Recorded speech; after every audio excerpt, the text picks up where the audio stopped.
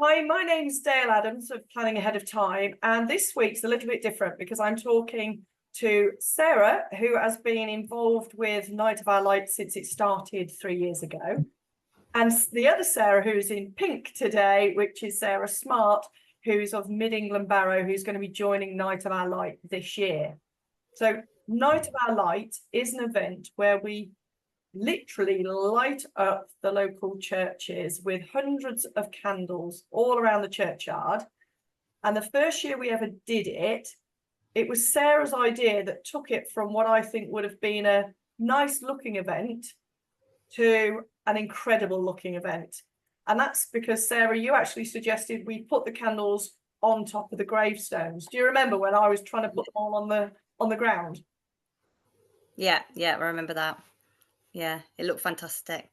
Well, we'd tried, hadn't we, a few days before the event. We'd gone out and just were putting candles on the ground, and we tried them without jars and with jars and different sizes to actually determine what was going to look the best on the night. Yeah, and what was going to work, what wasn't going to blow out straight away. But then when we lifted them, it transformed it because it could be seen from the road, and all the candles could be seen from a standing position rather than having to walk around to see them. So yeah, it looked amazing. Yeah, to be honest, I really think that was one of the biggest factors in it actually becoming a really wow event. Mm, The most used word that we've ever had for it was actually magical. yeah. And I think it does look like that, doesn't it? I mean, we've got some pictures, and obviously Sarah Smart, you've seen a lot of the pictures of the event, but I really don't think they do it justice, do you? No, I agree. We've always been lucky because we've always had nice, settled, dry weather for it. But churchyards can be quite spooky. Lots of dark little corners. So to have it completely lit up with candles, it feels very comforting and very accessible. It feels like you can walk around the cemetery and it's not frightening because every little corner's lit, and it just feels magical. Well, some people choose just to do that, don't they? Not everybody wants to go into a church because it's not actually a religious ceremony. It is No. a spiritual event where we're honouring the dead and those in spirit by lighting a candle for them and having one day of the year where we can actually celebrate our loved ones, pay respects to our loved ones. And talk about them. Yeah, absolutely. And some people don't, so they don't go in the church, they just want to walk round the churchyard. Some people don't even come onto the ground, do they? They walk around the edge of the churchyards. Yeah. Appreciate how beautiful it looks, I suppose. Yeah, that's right. And we have this event, and it's every year, it's on the 3rd of November. And we basically start by lighting the candles, and then we open it up from 5:30 so that people can come in. They can either go into the church and sit and have some quiet reflection, or they can just, as I say, walk around the churchyard. They can walk around the edge of the church without going onto the grounds at all. And then at 7 o'clock, we do the reading of names, and we've had a lot of names. We do. On the reading of names, haven't we? But the first year, it was just us. We did it in Harbury Village Church, which was fantastic that Reverend Andy allowed us to do that. And then the second year, we had Ufton and Ladbroke as well. Yeah. And then last year, we also had Napton join us. Yeah. And unfortunately, Ufton Church is no longer open, so they're not joining us this coming year. But we have a different venue altogether, and I'm really, really pleased because we definitely don't want it to be for any particular religion. We want it to be open to absolutely anyone. And this year, Sarah Smart is taking Night of Her Light to her barrow. Aren't you? I am. So for people who don't know what a barrow is, because everybody knows what a church is, what is a barrow? So our barrow is a modern round barrow, which is sort of a nod to the ancient barrows that are found near Stonehenge.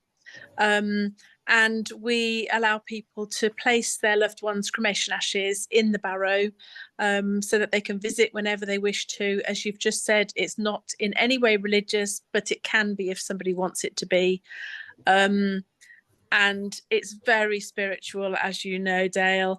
And just listening to the two of you speaking then, and obviously you said to me you wanted me to explain why we wanted to come on board with you, and you've just nailed it, because you mentioned the word spiritual and magical and wonderful and wow, and those are the words that we hear about the Barrow on a regular basis. And I just thought that you've absolutely nailed it there. That's why we want to be involved. I've visited the Barrow a few times. I absolutely love it. I think it's a fantastically spiritual place. And as you say, it's beautiful. It's so peaceful. You just sit in the Barrow and you feel totally absorbed by the energy in there. So it really is a lovely space. And I'm really excited. And I want to make sure that we actually get over and see how you light that up this year. Because I think it would be nice to have somewhere else, because again at the moment we are expanding through churches, and it is quite good in the fact that, as we were just saying, that you can place the candles at different levels because you've got them on top of the gravestones and headstones, and that can be really nice. And obviously with you it'll be interesting to see how that's done, and how you actually get to have those sort of different levels which actually make it look even more beautiful and powerful as an event. Absolutely. I think, well, you've got the safari hat there, haven't you? We have, sorry, yes. Yeah, so I think there'll be an element of being able to light that up, because you also use candles anyway in the Barrow, which I think they're sort of fairly sustainable. So I think you're going to look to utilize some of those with the event, aren't you? Absolutely. I mean, depending on the weather, Dayle, I will light the entire path to the Barrow and the Barrow itself with candles. Obviously, if it's not in favour of that, then it'll just be the Barrow, but we'll do our best. Oh, we keep focused on brilliant weather. The first year it was literally raining until about 3:30, and at the time we started it a little bit earlier, but over the years we've realized that people just come, they want to look round, they want to sit quietly for a little while, and then they go, or they're waiting for the reading of names.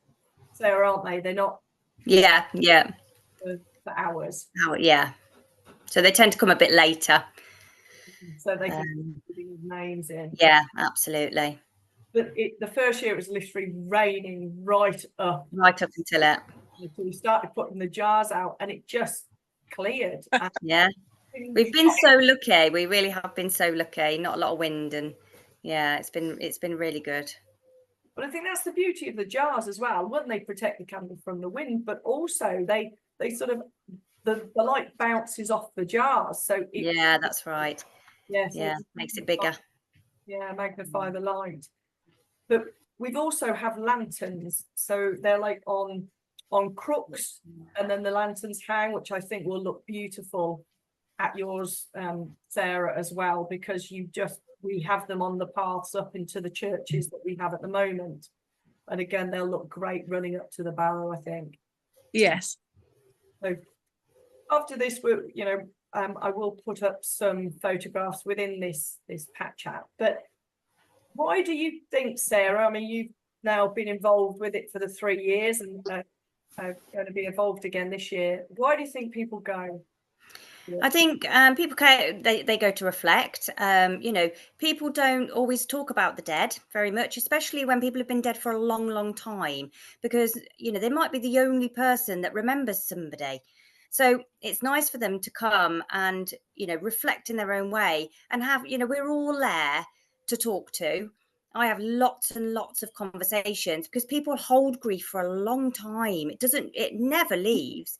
It might, I don't even want to say fade, but it might sort of get easier with time. But when people still feel the loss of their mum and their dad, even in their 80s, so to be able to come and chat to us about how amazing their mum and dad were in such a positive area that's being celebrated, rather than kind of feeling sad and in a gloomy sort of space. It's a bright and airy space, and everybody's celebrating that. So to be able to come and chat about somebody that might have been dead 50 years, I think people really like that. And we're all there to listen. So I have lots and lots of conversations, and I think especially with COVID, people couldn't, deaths weren't like they are in normal times. People didn't get those chances to say goodbye. There's a lot of, stories that are untold, resentment that people probably feel that they can't keep relaying. But I had a lot of stories about, COVID, and that had a massive impact on people not being able to go to the funerals and things. So I think it gives them that space to talk about that and to reflect and to, still grieve, but talk about it in a positive way. We end up having lots of nice stories about people and what they were like, rather than, the sort of raw grief. Yeah. Well, they say you grow around grief. The grief doesn't change, but you learn to sort of live with it. And Yeah, absolutely. and I think you're absolutely right. There's some lovely conversations that we had, and yet there's other people who just go and they just sit and they want their space. Yeah, absolutely. It's a safe space.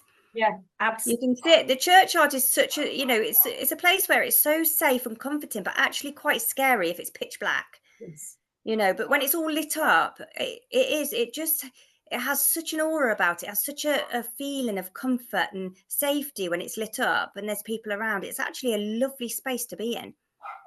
And I think people like that they can come in and there isn't a religious service. It is, Yeah. they can come in. Yes, there is a blessing, but it's mainly about the reading of names, talking to us who, as you said, Yeah. the team of people that are there. A couple of the churches, you can actually get a coffee or a tea. Others aren't doing that. It depends on the facilities that they have available. And Sarah, you'll see as yours comes on board as to what you choose to do. But I do think it's a lovely event. It is on the 3rd of November every year. So it's moved days. And this year that is a Sunday. So apologies for the dogs. But it will change each year. But it's from 5:30 to 7:30. Again, different spaces may change the time slightly to accommodate sort of the people that are surrounding them. But that's the times that we have at the moment. So Sarah Smart, having to say it that way because I have two Sarahs. We're looking forward to welcoming you to it.